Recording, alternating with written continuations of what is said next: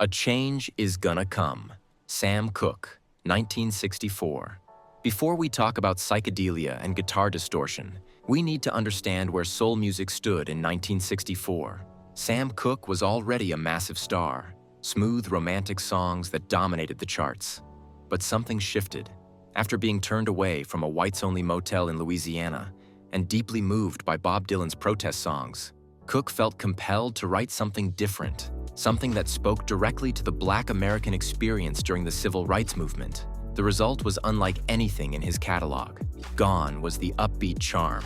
In its place, sweeping orchestral arrangements that felt almost cinematic, strings that swelled with both hope and heartbreak, vocals that carried the weight of generations. What made this revolutionary wasn't just the subject matter, it was the production. Cooke brought classical orchestration into soul music, creating something that felt timeless rather than trendy.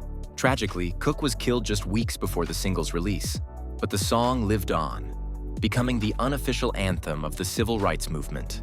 It proved that popular music could carry profound social messages without sacrificing beauty. Every protest song since owes something to this moment. 2. Yesterday, The Beatles, 1965. Picture this. It's 1965. Rock and roll means electric guitars, drums, and teenage energy. Then the Beatles release a track featuring just Paul McCartney, an acoustic guitar, and a string quartet. No drums, no electric instruments, nothing that sounded like rock music at all. The recording session itself was unprecedented. Producer George Martin brought in classical musicians to play alongside a pop star. This simply wasn't done. Classical and popular music existed in separate universes. McCartney's melody came to him in a dream. He spent weeks convinced he had accidentally plagiarized it because it felt too perfect to be original.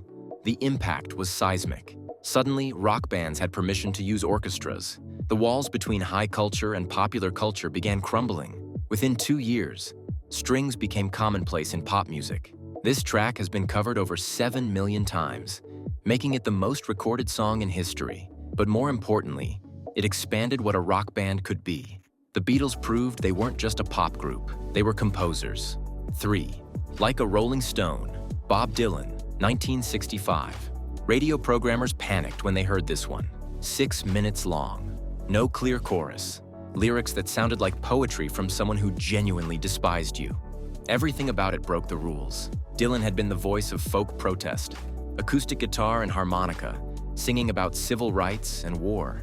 Then he plugged in, hired a rock band, and created something that terrified the folk establishment and confused everyone else. The recording itself was chaotic.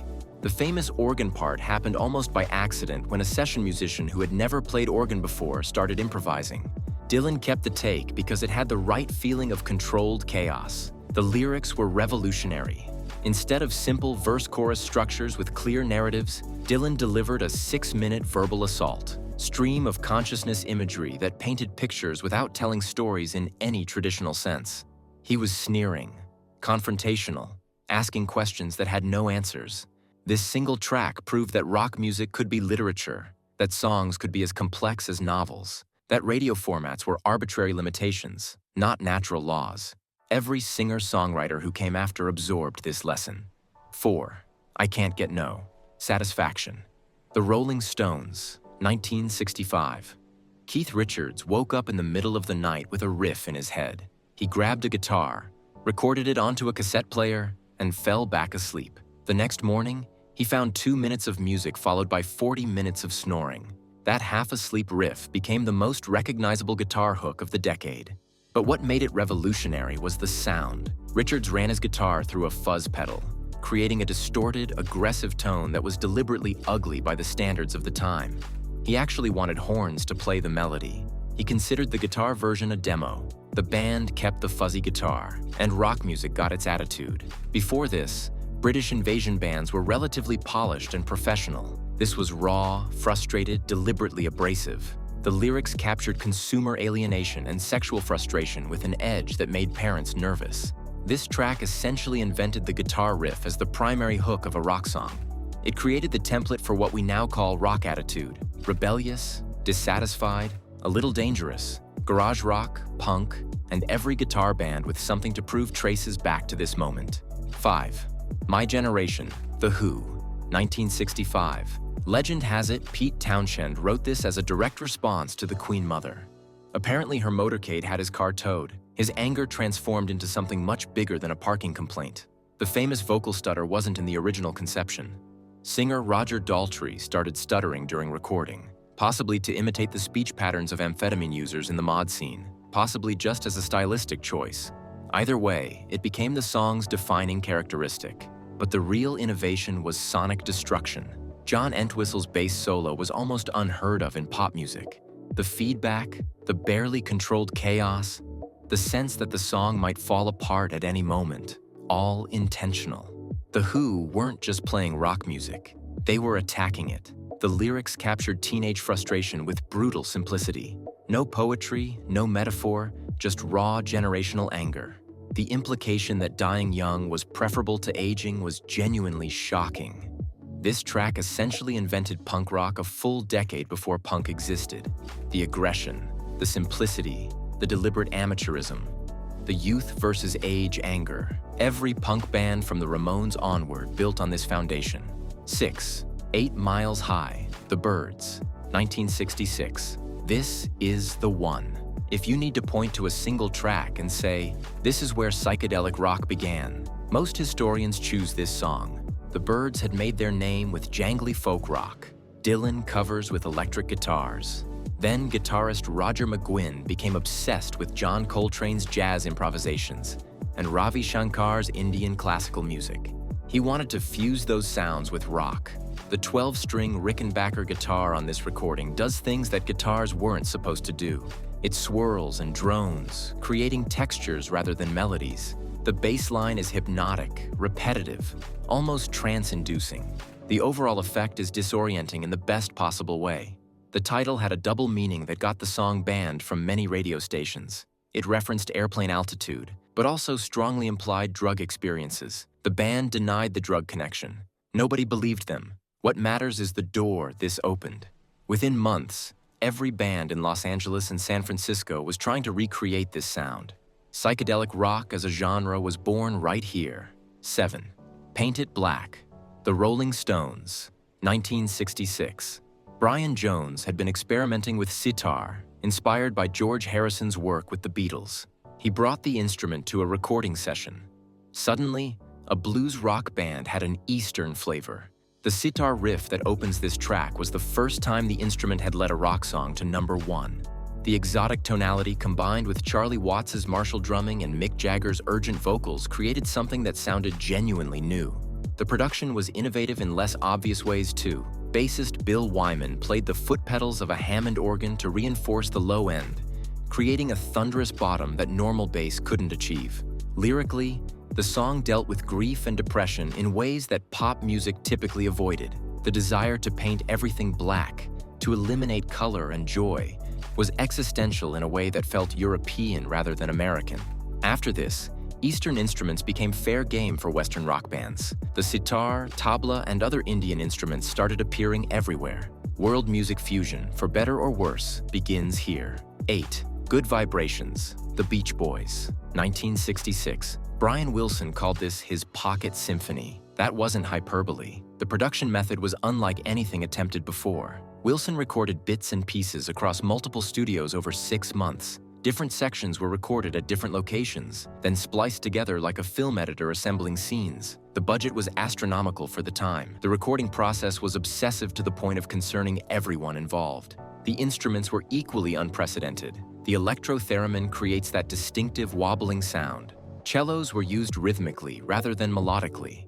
Harmonies were layered until they became walls of sound. The song shifts between sections that feel like different songs entirely, yet somehow flows naturally. The lyrics came from an idea Wilson's mother had mentioned, that some people emit good vibrations, an invisible energy you could sense. He wanted to capture that intangible feeling in sound. This track directly influenced the Beatles' own studio experimentation. Without this, there's no Sgt. Pepper. The idea that the recording studio was an instrument unto itself became standard practice after Wilson proved it possible. 9. Purple Haze, The Jimi Hendrix Experience, 1967. Jimi Hendrix arrived in London and promptly made every guitarist in the world feel inadequate. This track was the announcement.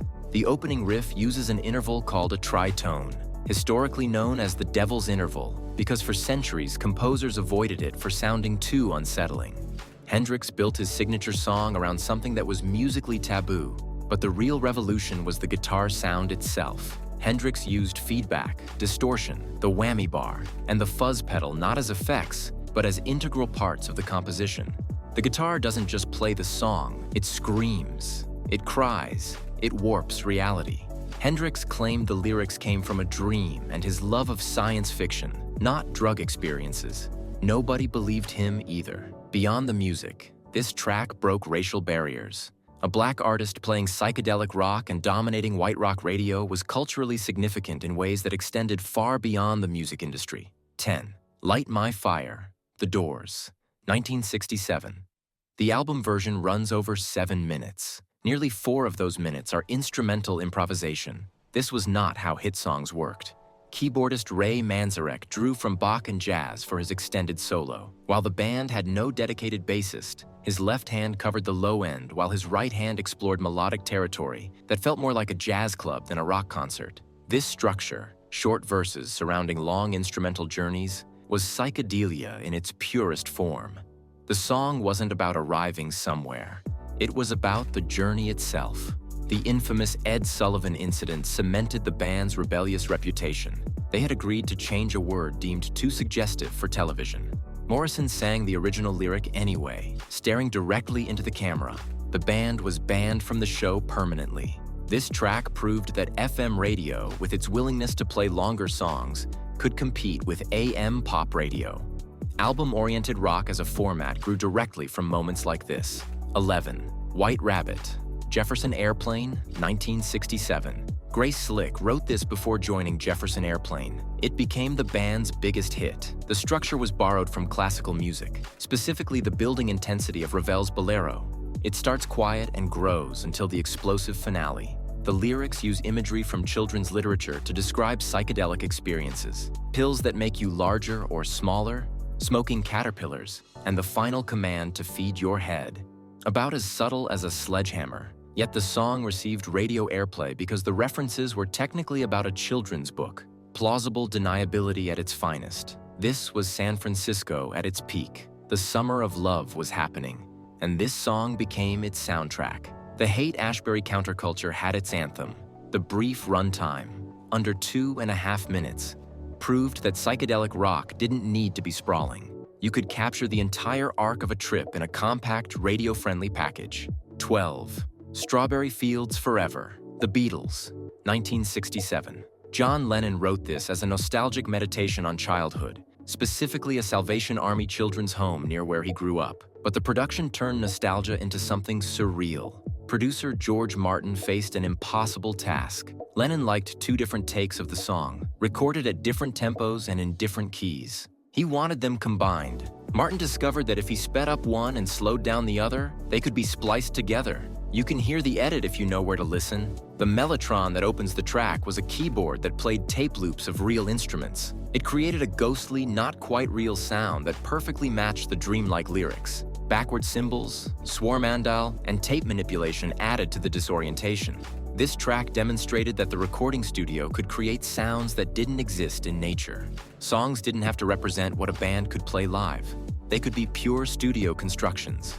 Impossible sounds made possible through technology. 13. A Whiter Shade of Pale, Procol Harum, 1967. While San Francisco was exploding with color and energy, this debut single offered something different. Psychedelia that was melancholic, stately, classical. The organ line was adapted from Bach, not influenced by Bach, actually based on specific Bach compositions, restructured into a rock context. This fusion of Baroque music and rock was completely unprecedented at the mainstream level. The lyrics were, and remain, deliberately obscure. Something about Vestal virgins, ceiling fishing, and Miller's tales. The songwriter has never fully explained them. That mystery became part of the appeal. You didn't understand them, but you felt them. This became the biggest selling single of 1967 in the UK. It proved that psychedelia didn't have to be aggressive or chaotic. It could be elegant, even spiritual. The song's success opened doors for progressive rock's later incorporation of classical music.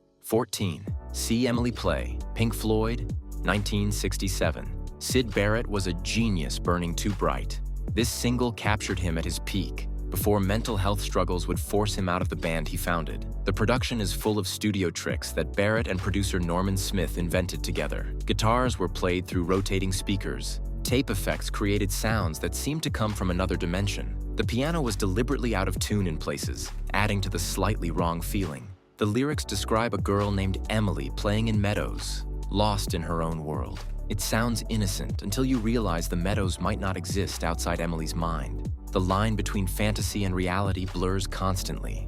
This gave Pink Floyd their commercial breakthrough in the UK. It established them as leaders of London's underground scene and pointed toward the experimentation that would define their later work. Without Barrett's foundation, there's no Dark Side of the Moon. 15. White Room.